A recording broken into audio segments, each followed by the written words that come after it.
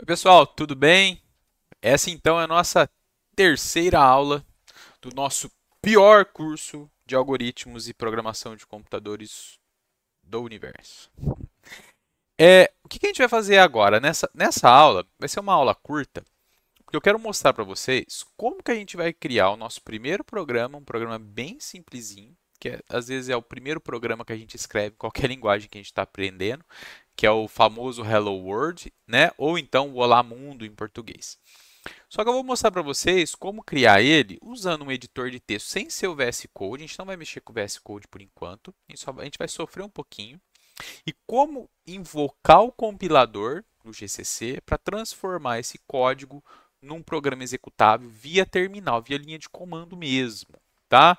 Aí depois a gente vai usar uma ferramenta para fazer esse processo de compilar e executar de forma automática para a gente, tá? Mas agora a gente vai fazer esse teste inicial de fazer o processo via linha de comando. Então, o que a gente vai fazer? Então, nosso Hello World, né, nosso primeiro programa na linguagem C. Vocês vão ver Hello World com vírgula, Hello World sem vírgula, Olá Mundo sem vírgula, Olá Mundo com vírgula, tanto faz. A ideia é escrever um programa, criar um programa que simplesmente imprime como mensagem na tela essa expressão, essa frase, Hello World, Olá Mundo, só isso. Tá bom? Então aqui tem o código em C para fazer esse programa. Eu vou explicar depois já para vocês o que cada linha dessa aqui representa, tá bom? E depois o comando para a gente compilar esse código, para invocar o compilador e, de novo, transformar esse código fonte, escrito em linguagem C, num código que a máquina entende. Um código executável, tá bom? Vamos lá então? Vamos fazer isso? Então, beleza. Então, mãos à obra. Eu vou fechar aqui o PowerPoint. O que vocês vão fazer? Agora a gente vai trabalhar junto, tá bom? A primeira coisa que vocês vão fazer é abrir o Notepad, o bloco de notas de vocês, tá bom? Como faz isso? Vem aqui no iniciar, procura, ou então digita Notepad ou bloco de notas, tá? Então vou abrir aqui o bloco de notas. Tem editores de texto que estão assim entre o VS Code e o bloco de notas que são muito úteis. Eu gosto muito do Notepad++, que é esse aqui, ó. Deixa eu abrir a lupa aqui. Notepad++.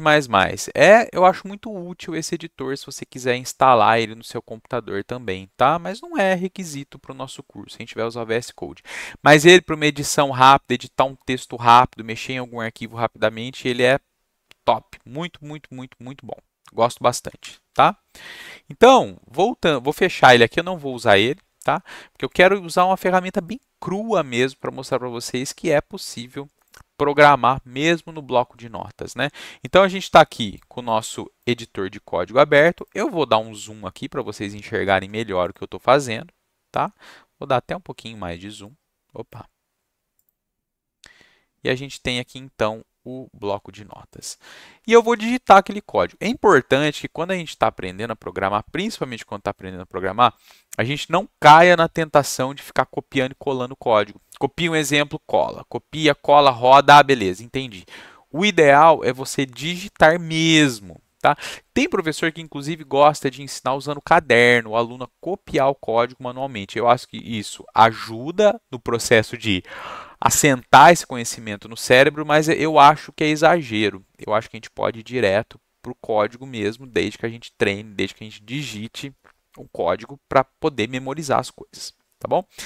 Como que a gente começa praticamente qualquer programa na linguagem C? A gente coloca já a lupa que ela vai ficar andando aqui junto. Será que tem uma opção aqui para ele não ficar seguindo o meu cursor? Espera aí. Aqui, ó, tirei. Pronto. Agora acho que ele não, ele vai parar de me seguir. Ah, mas aí eu tenho que seguir o ponteiro do mouse, né? Senão também eu não consigo mexer. Pronto. Agora vai parar de mexer aqui. Include stdio.h e include stdlib.h. O que são essas duas primeiras linhas? Essas duas primeiras linhas são diretivas de pré-processamento. O que quer dizer isso? Antes do compilador atuar no seu arquivo de código-fonte, na linguagem C e na linguagem C++ também, existe um componente que chama pré-processador. Ele lê o arquivo de texto e faz um processamento prévio antes de passar para o compilador para realizar o processo de compilação. Basicamente, essa diretiva include que nós estamos usando, como eu sei que é diretiva de pré-processamento, porque ela inicia com o símbolo do jogo da velha, do cerquilho, do sharp, né, sustenido, cada pessoa fala de um jeito, né? E a palavra é include. Então é o sustenido, né, o sharp, o cerquilho, include um espaço, sinal de menor, stdio.h e de novo include, mesma coisa, só que para outro arquivo. Essas duas palavras com um ponto aqui, na verdade, são arquivos de fato que existem fisicamente no teu sistema de arquivos onde está o compilador.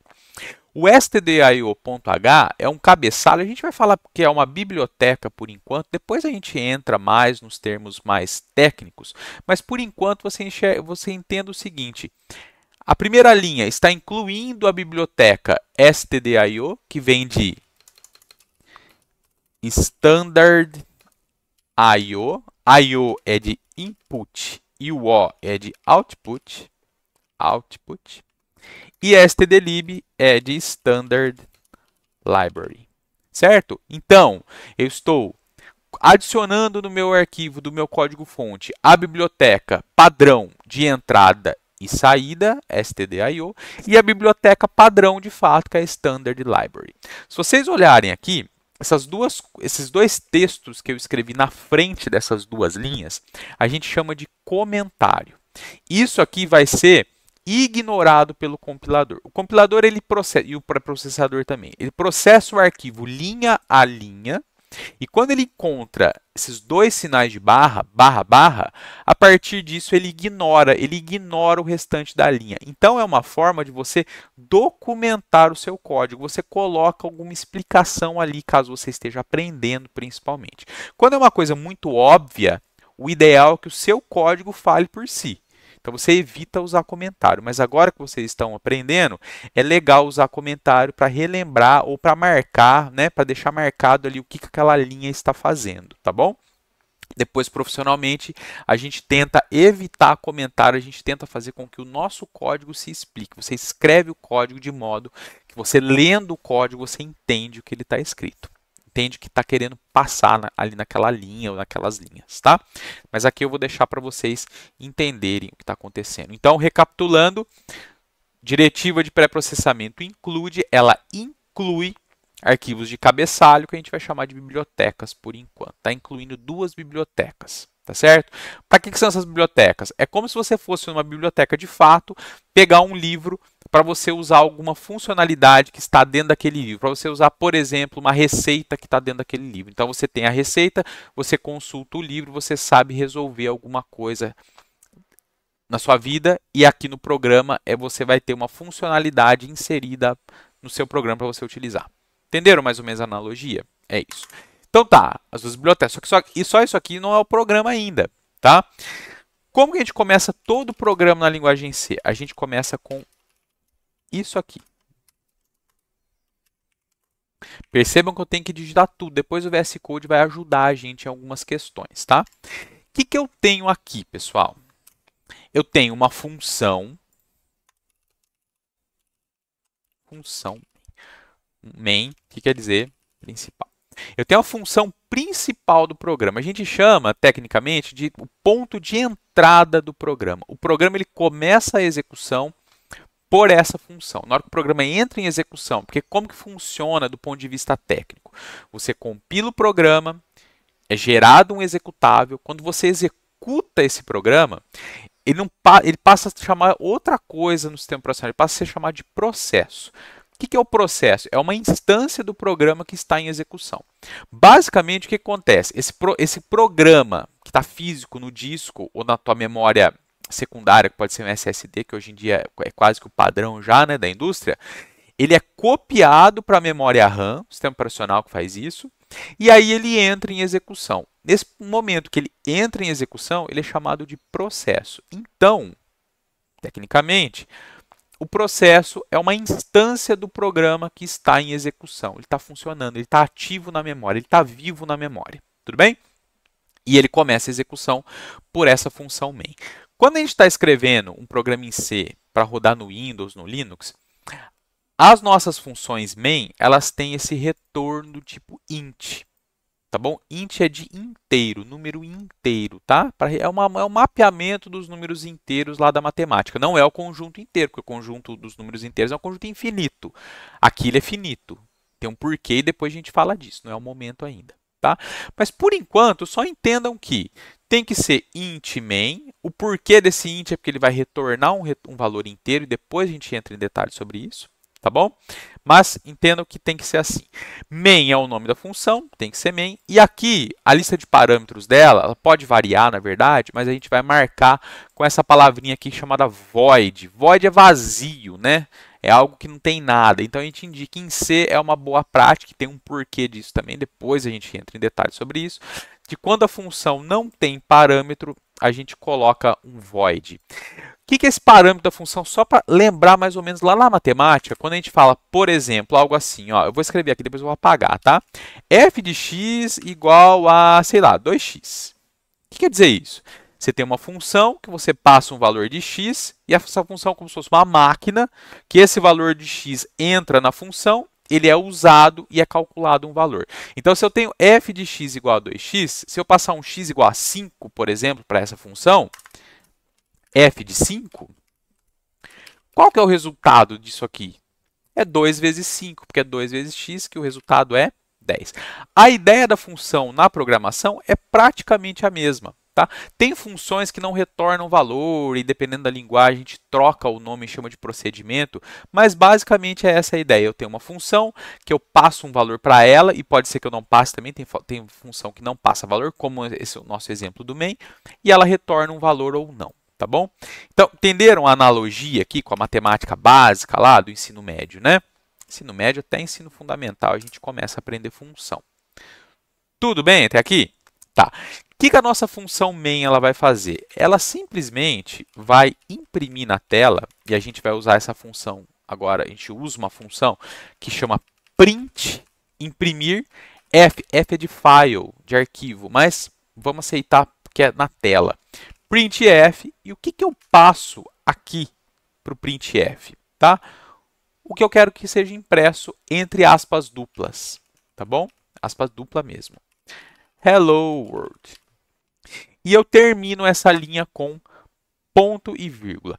Toda linha que tem uma instrução na linguagem C, a gente vai terminar com um ponto e vírgula. Isso aqui é um erro muito comum de iniciante, de não usar o ponto e vírgula, tá bom? Mas na linguagem C é obrigatório que toda linha que tem uma instrução, a gente termine ela com ponto e vírgula. E a última coisa que nós vamos fazer é colocar um return 0. Esse return 0 é o resultado da função main. Então, toda vez que essa função main for executada, ela vai executar esse printf, que vai imprimir hello world na tela, e vai terminar retornando um valor 0. Esse valor 0, para o sistema operacional que está executando o programa, que é um processo, ele indica que o programa executou e não ocorreu nenhum erro. É um sinal para o sistema operacional que deu tudo certo. Esse 0 aqui do retorno do main. Tudo bem? Tem cursos que você vai ver void main, tá? Você pode, inclusive, pôr int main e não pôr o retorno. O compilador vai colocar para você automaticamente, não vai gerar erro. Mas a gente vai tentar seguir tudo à risca, tá bom? Então, esse é o nosso primeiro programinha. Um programinha muito simples que simplesmente imprime Hello World na tela. Só que, vou salvar ele aqui. Salvar. Vou salvar. Deixa eu pensar. Vou salvar na área de trabalho, tá? Então, escolhi minha área de trabalho, que vocês podem escolher a área de trabalho de vocês também. E eu vou chamar ele de hello.c. .c, que é um código-fonte da linguagem C. Esse arquivo de texto contém código-fonte da linguagem C. Então, hello.c. E vou clicar em salvar. Aqui na minha área de trabalho, então, esse arquivo vai aparecer. Tá aqui, ó. Hello.c. Acho que está dando para ver aí, né? Como eu estou usando a lupa expande para minha outra tela, eu não vejo o OBS, mas eu acredito que vocês estejam enxergando aí o arquivo que foi criado aqui. tá bom? Então, dentro desse arquivo, eu tenho esse conteúdo aqui. Recapitulando, mais uma vez, include diretiva de pré-processamento para inserir arquivos, para inserir bibliotecas. Função main é a nossa função principal, ponto de entrada do programa. Função printf, imprime coisa na tela, imprime dado, texto na coisa, quando eu falo é texto, tá bom? Que no nosso caso é o Hello World. Esse texto que vai ser impresso na tela tem que estar entre aspas duplas. Texto, normalmente, quando a gente está falando de programação, a gente chama de string ou string, né? O termo é esse aqui, ó, string, tá bom? A gente vai usar muito esse termo. A função main retorna um inteiro e no nosso caso é um return 0 para indicar para o sistema operacional que quando o programa terminar, ele terminou sem ter gerado nenhum erro. Tudo bem? O arquivo está salvo. Agora eu preciso pôr isso aqui para executar. Se eu clicar 2 vezes, não vai acontecer nada. Ou vai abrir o editor aqui ou a ferramenta no teu Windows que está associada a arquivos.c. No nosso caso, provavelmente não vai ter nada. E por que não executa? Porque isso é só o código-fonte. O computador não entende esse texto aqui. A gente precisa transformar numa linguagem que o computador entende. E é isso que a gente vai fazer agora. Como que a gente faz isso? Vamos abrir um terminal. Então, vai no seu iniciar e digita cmd prompt de comando. É o prompt de comando que vocês vão abrir, tá bom? Uma outra forma de fazer isso é usando o executar do Windows. O atalho é a tecla do Windows e a letra R. Ele aparece esse executar aqui, estão vendo? E aqui você digita cmd e dá Enter. É uma outra forma. Fazendo isso, vai abrir um terminal do Windows. Essa carinha aqui, ó. Tá? Deixa eu tirar a lupa aqui para vocês verem. A cara, né, completa, isso aqui. Então a gente eu vou maximizar aqui para vocês verem, vou aumentar o zoom da lupa para vocês verem o que está aparecendo aqui para mim. Quando a gente abre um terminal no Windows, ele vai cair na tua pasta do usuário, no teu diretório do usuário, que ele está na unidade C, normalmente se o teu Windows estiver instalado na unidade C. 2 pontos, contra a barra users, que é a pasta dos usuários, o diretório dos usuários, contra a barra o nome do teu usuário. Dependendo do nome do teu usuário no computador, é o que vai estar aparecendo aqui, tá bom? Esse curso não é um curso sobre linha de comando, terminal, mas eu vou ensinar o básico aqui para vocês, tá bom? Eu vou digitar aqui, só para a gente ver o conteúdo que está dentro desse diretório, o comando dir, tá certo? No Linux é ls, tá? Dir. Vocês vão ver que aqui para mim aparece uma série de coisas. Tá? No de vocês pode estar esse mesmo tamanho, pode ter esse monte de coisa ou pode ser um pouco menor. A pasta que representa a área de trabalho, ela chama desktop. Estão vendo aqui no meu? Ó? E esse item ele é indicado com essa palavrinha aqui, dir. Estão vendo? Dir porque ele é um diretório. Como que eu faço? Se eu estou no users Davi e eu quero entrar no desktop que está aqui dentro, eu dou cd, cd é de change directory e passo o diretório que eu quero entrar. Vou começar a digitar e vou apertar a tecla Tab. Estão vendo que ele preencheu automático? Se tiver mais de alguma coisa, mais de algum arquivo começando com 10, você vai apertando o Tab que ele vai trocando aqui, vai te mostrando. Como eu só tenho o desktop, CD desktop, dou Enter. Entrei no diretório, na pasta da área de trabalho, que representa isso aqui. Todos esses ícones e arquivos que estão aqui na minha área de trabalho. Na sua área de trabalho vai estar diferente, claro. Tudo bem? Voltando aqui, se a gente der o dir de novo, que é para ver o que tem aqui dentro, ele vai mostrar agora o que tem aqui e a gente pode ver aqui, inclusive, o hello.c. Ou seja, via terminal, nós estamos na pasta ou no diretório. Pasta e diretório é a mesma coisa, tá? A gente está na mesma pasta que a gente está visualizando aqui graficamente. Como que a gente faz para invocar o compilador? O compilador é GCC. Esse aqui é o comando para invocar ele. Só que eu preciso falar para ele qual que é o arquivo que eu quero compilar. Então, GCC, dou um espaço. Quem eu quero compilar? O hello.c, que é o nosso arquivo de código-fonte. Ou seja, eu vou fornecer para o compilador esse arquivo. E agora eu vou dizer para ele o que eu quero que ele gere como saída. Eu vou usar o parâmetro, a opção, né, o parâmetro aqui do comando do GCC chamado "-o", que é de output, e vou falar que eu quero que gere o arquivo hello.exe. Então, o compilador vai ser invocado, vai ser passado para ele o hello.c, o processo de compilação vai acontecer, e ele vai gerar o hello.exe, certo? Que é o arquivo executável. Tem gente que fala exe também, né? Eu falo exe, tá? Então, vou dar Enter. Se tudo der certo, se o teu código não tem nenhum problema, ele vai terminar de forma assim limpa, não vai aparecer nenhum erro, e vai ser gerado, olha só, um arquivo hello.exe. Se a gente clicar duas vezes aqui nele, já vai funcionar. Só que ele vai rodar e vai fechar. Quer ver? Que ele já rodou e já fechou. Tá vendo que não dá nem tempo? Porque ele já rodou e já fechou. Porque o meu computador é um pouquinho rápido, então a gente não consegue ver o resultado. A gente teria que mandar o programa parar para a gente ver o que está acontecendo. Só que mandar o programa parar, a gente tem que usar uma chamada de sistema lá e passar um comando aqui do, do prompt de comando do Windows, que aí a gente perde portabilidade. No Linux talvez não funcione igual. Então o que a gente vai fazer? Eu vou invocar o programa aqui pelo terminal. Como que eu invoco o programa aqui pelo terminal? Eu simplesmente ponho o nome dele, só que é o exe. Eu não estou no desktop. Eu vou acessar o hello.exe. Se eu der Enter, olha lá, Hello World, que é o que o nosso programa está instruindo, né? O que está no código-fonte do nosso programa para ele imprimir.